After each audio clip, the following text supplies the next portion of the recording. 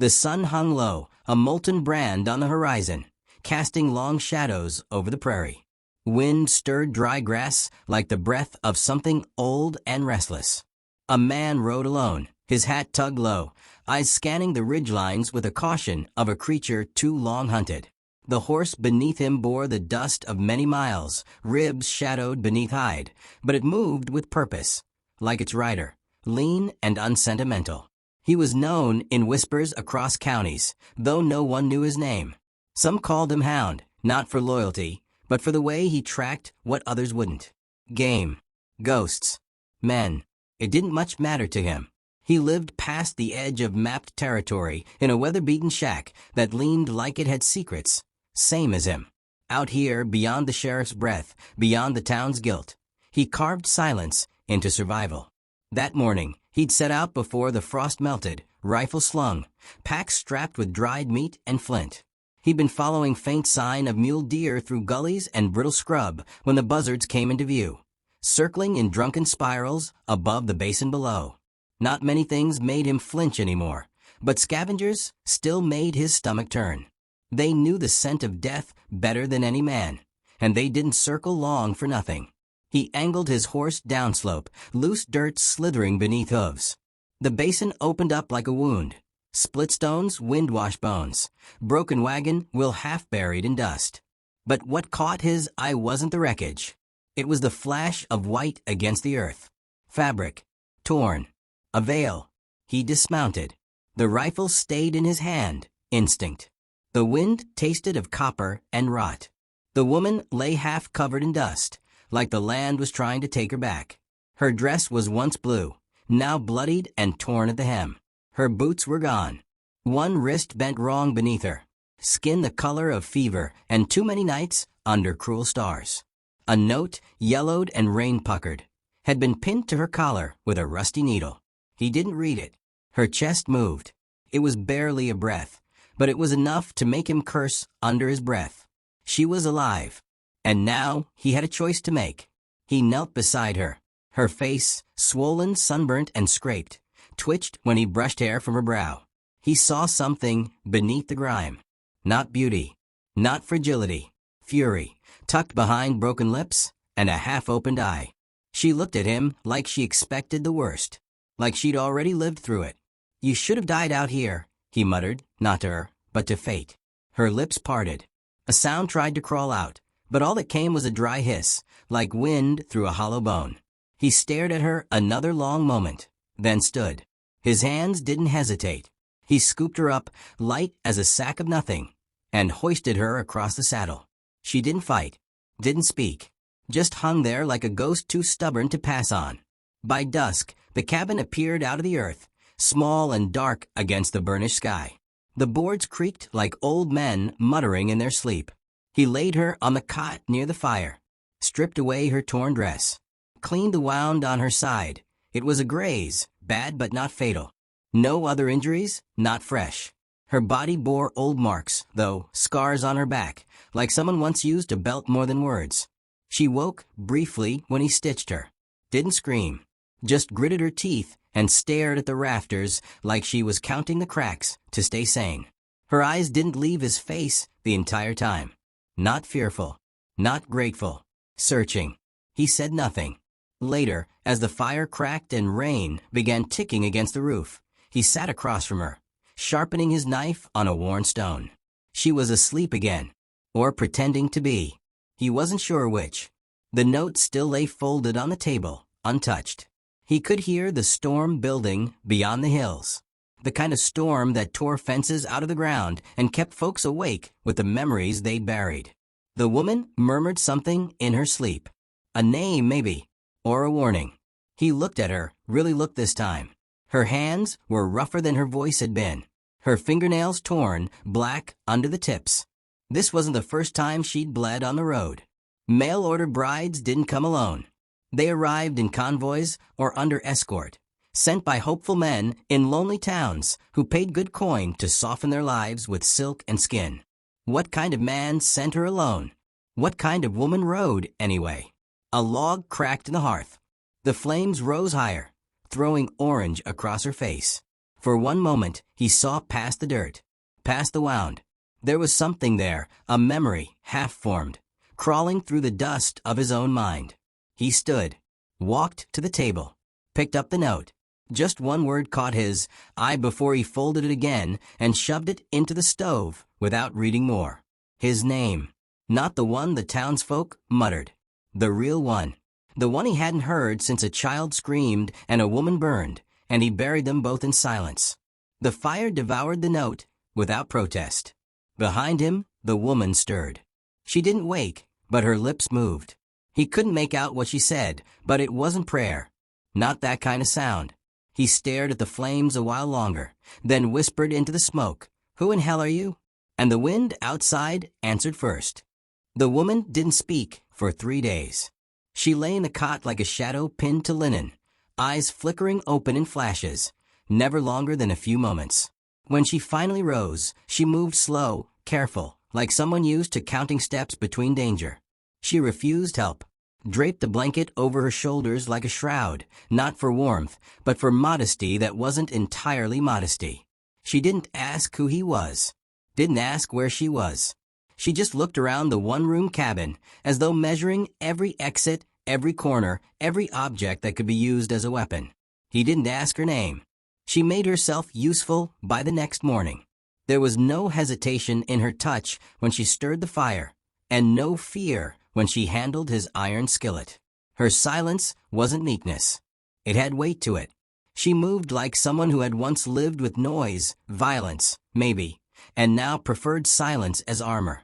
He watched her without speaking, like a hound watching something unfamiliar circle the edge of his territory. The scar on her wrist was visible when she reached into the water barrel. Thin, pale, curved, one he remembered too clearly. But he told himself it couldn't be the same. That memory belonged to a different life.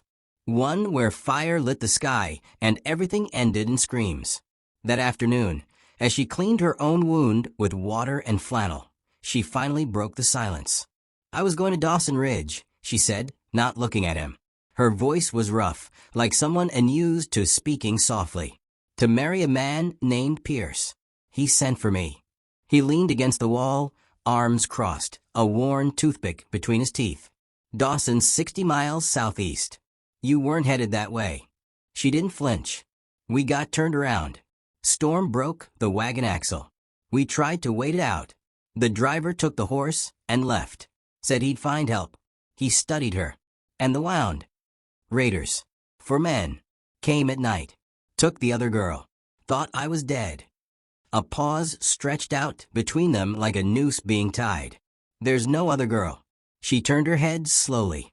Then she didn't make it. Her voice didn't tremble, but her jaw twitched once, barely, and she looked away. He didn't press. People lied in the frontier. Often. It was their first language. But hers didn't feel like a lie. It felt like a trap she was still caught in. That night, as wind howled through the gaps in the roof, she sat beside the fire and mended one of his shirts. He didn't ask her to. He watched her fingers, nimble, practiced, too precise. He didn't know a mail-order bride who knew how to stitch a military seam. But again, he said nothing. "Why do you live out here?" she asked, not lifting her eyes. "Easier to bury things where no one's watching." She nodded like she understood. "The land doesn't forget, though. You know that, don't you?" He met her gaze. It was like staring into a mirror covered in smoke, something familiar behind it, but impossible to name. "No," he said. "But it don't talk either." The next few days settled into a rhythm that felt too easy. She moved like she'd lived there years, not days. Chopped wood, fetched water. She even found his traps and brought back a squirrel without asking where to skin it. He began to catch himself glancing at the door when she was gone too long. Not with worry, not yet, but with awareness. That he noticed her absence at all disturbed him. One night, while the fire burned low and the whiskey thinned the air, she said something that curled in his gut. "You were in the war, weren't you?" He didn't reply. "You have that look. Men who've seen things they weren't meant to. Things they did. Things they let happen." His fingers clenched the edge of the chair. "You talk like someone who saw it too." She didn't blink. "I was raised by a man who fought both sides and trusted neither. I learned quick that wars don't end when the shooting stops. He nodded once. Truth. Later, she took his journal from the shelf. He hadn't opened it in years, and began flipping pages. Her hands stilled on one entry, eyes narrowing. She closed it without a word and set it back. When he asked what she was looking for, she only said, "The shape of your story." The unease began to bloom then. That night, he couldn't sleep. The wind had died, but something in him stirred, coiled. He rose and stepped outside. The stars were smeared behind clouds, but the moon cut through like a knife. Tracks. Faint, in the soft dirt beyond the fence line. A pattern too orderly to be animal. 3 riders, maybe more. Not new. Not old enough to forget. He crouched beside them, pressed 2 fingers into the impression. Wide hooves. Shod. One of them carried weight, heavier than the others. Supplies. Or a body. He went back inside. She was awake, sitting in the dark, eyes open, waiting. "They were looking for you," he said. She didn't deny it, didn't ask who, didn't even blink. Instead, she whispered, "I didn't mean for you to get involved." He stared at her. Too late. In the firelight, he saw her differently then, not as a stranger bleeding in the dirt, but as something more dangerous. Someone with a past that stretched toward his own. He didn't know how, but he felt it. "You know me," he said. It wasn't a question. She swallowed once. "Not the man you are now. And before." She looked at him, and for a long, terrible moment, he thought she'd lie again. Then she said quietly, "You killed the man who raised me. 10 years ago. You left me alive." His breath stilled. In his mind, he saw fire again. A girl running barefoot into the woods. A scream he didn't follow. A choice he never confessed. He backed away from her, but her voice held him like wire. "I never forgot your face."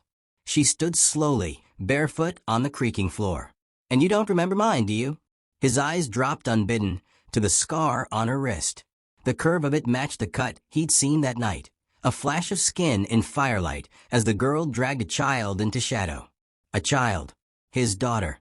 He stared at her. "You said I left you alive. But there was a child." She stepped forward. Her voice broke for the first time. "I saved her. I swear to God I saved her. But that's not why I came." Outside, the wind began to rise again. The next morning came dull and gray. A sky hung low like a lid on a boiling pot. He sat outside the cabin sharpening his knife, but his thoughts moved sharper still. The whetstone scraped rhythmically, grounding him, giving his hands something to do while the past unfolded again behind his eyes. Her words from the night before hadn't left him. "I saved her." The woman inside the cabin stirred only when she smelled coffee. She stepped out without sound, hair braided back, rifle slung from his rack hanging at her side. She moved like someone who'd carried weight before. No longer a stranger bleeding out on his cot, now something closer to a witness or perhaps a judge. She didn't ask permission to sit. He didn't offer a greeting. "She's alive?" he asked, voice low. She nodded. She was. "Last I saw her." His eyes pinned her. "And where?" She stared toward the tree-line, as if the answer were etched in bark. "With a group south of the Salt Range. Outcast tribe, mostly women. They don't keep names. They keep silence." A pause thickened between them. "She would have been 5 when I last saw her." "She's 15 now," the woman said gently. "If she's still breathing." He turned back to the knife. The rhythm broke. "Why wait this long to tell me?" She looked down at her hands. "Because it's not simple. Because I didn't come here for forgiveness. Or family." "Then why?" She hesitated. The words she spoke came flat, hard. "There are men behind me. 5, maybe more. They want something I stole." He stood now, stiff with the suddenness of it. "What?" She pulled a worn satchel from beneath her coat. It smelled of tobacco and dust. Inside, wrapped in oiled cloth, was a journal. She handed it to him without flinching. He opened it slowly. Inside were names, dates, places. Sketches of scars, locations of graves, lists of women bought and sold across territories. It was a logbook of evil, written in a hand too refined to belong to a brute. And on the inside cover, In ink faded but legible, a name. He read it aloud. Colonel Reuel Thatcher. She met his eyes. He ran camps during the war. Afterward, he built a trade in bodies. Children. Brides. Anyone left unclaimed. He closed the book like it might bite. And you? I was meant to marry him. A breath caught in his throat. She kept speaking. He branded me. Owned me, he thought. I took the book the night I ran. Thought I could trade it for safe passage. Turns out monsters don't give up records easy. So you led them here. I didn't mean to. I thought I shook them in dead hollow. But they followed. They always do. His stomach nodded. He stepped back inside the cabin, returned with his rifle. Checked the chamber. Full. Still, it didn't feel enough. I can fight, she said. He glanced at her. I know. They set traps that afternoon. Laid tripwire through the brush, covered their scent with creek water. Marked trees to signal movement. Every sound of the forest carried too much meaning. A snapped twig could be a deer or death. When evening fell, the cabin felt like a stage. Shadows danced long on the walls, firelight catching on the woman's face. As she loaded the second rifle, sleeves rolled, jaw tight. She was no longer pretending. You didn't tell me everything, he said quietly. She didn't look up. No. Tell me now. She leaned her elbows on the table. Her voice lost its edge, gained something heavier. I knew your wife. Before the fire. Before the war. We were girls once in the same camp. She was kind. She smuggled food to me. I owed her. That's why I ran into the flames that night. That's why I took the child. He said nothing for a long moment. His throat ached from not speaking. And the child? You loved her. I still do, she said. But I couldn't keep her. Not then. I was hunted, wounded, and too full of hate to be a mother. So I gave her to the women who raised me. I prayed they'd teach her better than I was taught. She stood slowly. You don't have to believe me. But I never forgot her. Or you. I knew someday you'd come for answers. He took in her words, heavy as wet leather. He should have felt rage. Grief. He expected both. But instead, what crept into him was something far crueler. Hope. Hope that the girl he buried in memory had grown into a name he might one day hear. A noise cut through the stillness. Distant. Hooves. The sound came steady, like a heartbeat of men who feared nothing. He moved to the window. 5 riders. She was already strapping on her boots. Thatcher, he asked. She shook her head. His men. He wouldn't come first. He lets others bleed before he risks his skin. The riders stopped just outside the clearing. One dismounted, raised a white scrap of cloth. Parley. He opened the door, but didn't step out. The woman stood behind him, rifle half raised. The rider called out, We're not here to take what isn't ours. Just hand over the girl and the book. You've got till sunrise. What if we don't? The settler asked. A pause. Then we burn you out. Like the last place. The man turned his horse without another word. The settler closed the door and locked it. They sat in silence for a long while. Rain tapped the roof like knuckles. The woman turned to him. There's a way out, she said. Give me to them. Say, I forced you to help. They might let you live. He laughed once, bitter. And live with myself? She didn't smile. Some men can. I've seen it. He shook his head slowly, eyes on the fire. I buried a child once. Thought she was mine. Thought I'd die with her. You're telling me I don't have to. That I can ride to her again. I don't care what else you are. You gave me that. She watched him, a softness just beginning behind her eyes. It didn't last. Outside, a coyote cried, but beneath it came another sound, metal on stone. Boots shifting. Positions being taken. They both stood. Sunrise, he said. She chambered around. We make it till then, she whispered, or we burn together. And neither one looked away.